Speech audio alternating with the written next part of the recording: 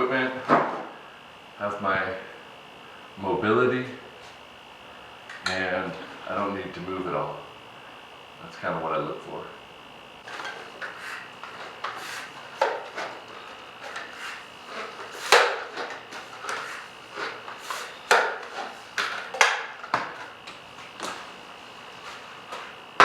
Get glass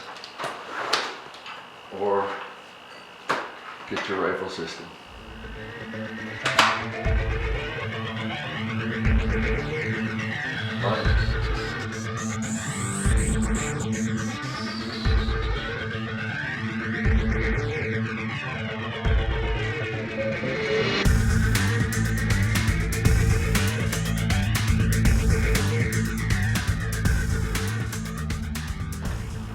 Hey, welcome to Crossfire with Frank and Chris. In this episode, we want to talk deploying your gear under time, under clock, or from stowed to shop. But before we get into that, I want to do a quick follow-up on one of the last podcasts we did. We talked about the different ball heads and stuff, and what I did is I got a cheap $100 off of Amazon knockoff ball head.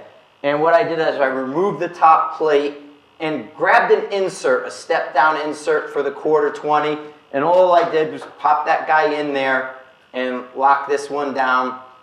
Top plate then goes on here and will move around. The bottom plate is a little different, or the bottom. What you're going to want to do is cut this guy off and re-tap it. This had a fine thread, you need a coarse thread. And I just grabbed a really small step down from 1/4 to 3/8 and redid that and popped that guy in there and locked that in like that. And then this deploys and mounts just like this onto the tripod. And it's your, there you go. So that was how we did with the ball head. And then Chris tried it out a little bit and demoed with it. And what was your impressions of what we did? This is incredibly stable. It's really exciting, actually. Last time we talked about having the Anvil 30 and being pretty much the only competitive, stable platform. This rivals that now for a third of the price if you have the capability of tapping it and ordering a few dollars of equipment. Functionally, this has essentially the same amount of mechanical wobble as we saw in the Anvil for a fraction of the price. Now you're going to have to get used to manipulating the dials, and that's a new tactile experience, so you might be slower, but in terms of mechanical stability,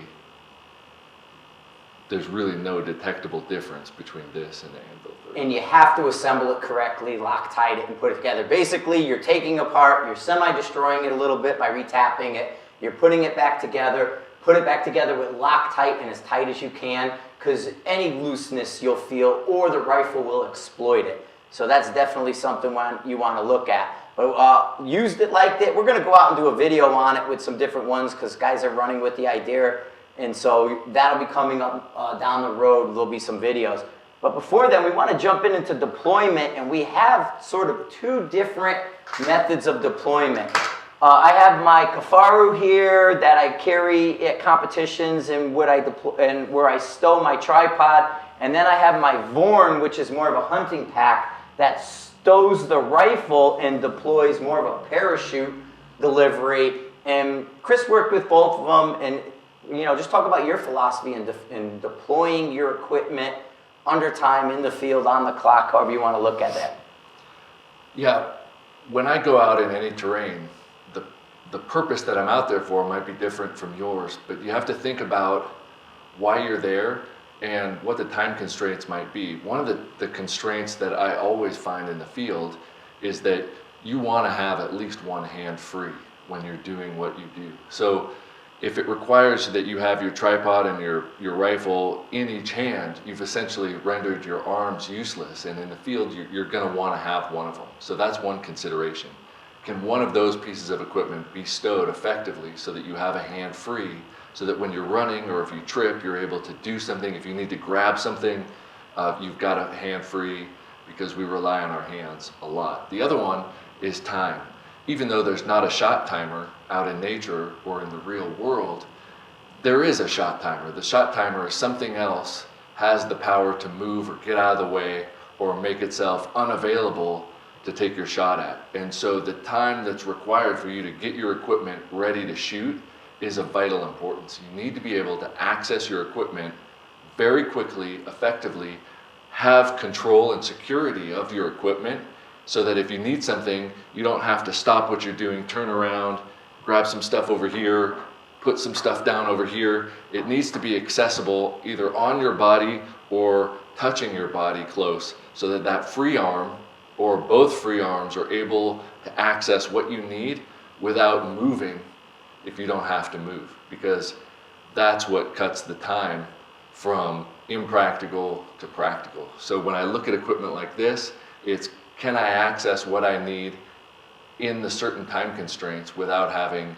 to do unnecessary movements or dig around and fight with that equipment. And it's cool when you have stuff that's thought through and designed by people thinking about field applications, because I don't own either of these packs.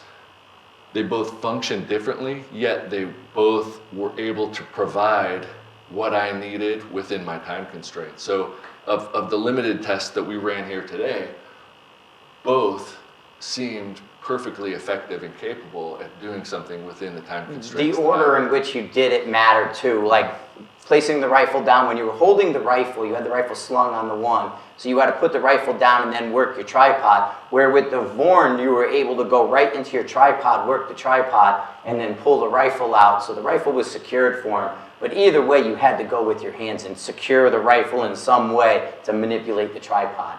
Yeah. So that was a pretty good key consideration, was having the rifle stowed before the tripod, because the tripod was going to be primary over the rifle. The rifle comes out after you've spotted, scanned, and did everything you've done. Mm-hmm. So that helped it to be stowed in the way that it was. Mm-hmm. Mm-hmm. And some of that, you might need to have a rifle free and handy so that if you needed to use it without having to take it out of your pack, you have it in your hands. Whereas if you're hunting or hiking or you're at a field competition, having the rifle stowed's not a negative consideration. Certainly, you know what you're going to be using your rifle for. If you need to have it in your arms, then you may have to put it down in order to access your stuff. But knowing that you need to put it down, take a knee, and do what you need to do in your workspace, this pack did great. Yeah, knowing where your gear is, being able to access it. Like one of the features I like with the Cafaro pack is it has a small top pocket that's perfect for the Kestrel. So I could put the Kestrel in there, it's blocked from the sun and all that. I could take it out, do what I have to do, and it's always accessible right at the top. And then where you stow the other gear, like where you place the game changer was important. The first time it might wanted to fall, and then, different things like that. So where you put what's most important matters, and I think these packs help with that. Hey, our Crossfire conversation question. We want to know, what is your method of interfacing with the rifle? How do you grip it and access that trigger? 90-degree trigger, coming in gorilla grip. What are you doing? We want to have a conversation about not so much trigger control, but the grip and trigger interface. Thanks for watching.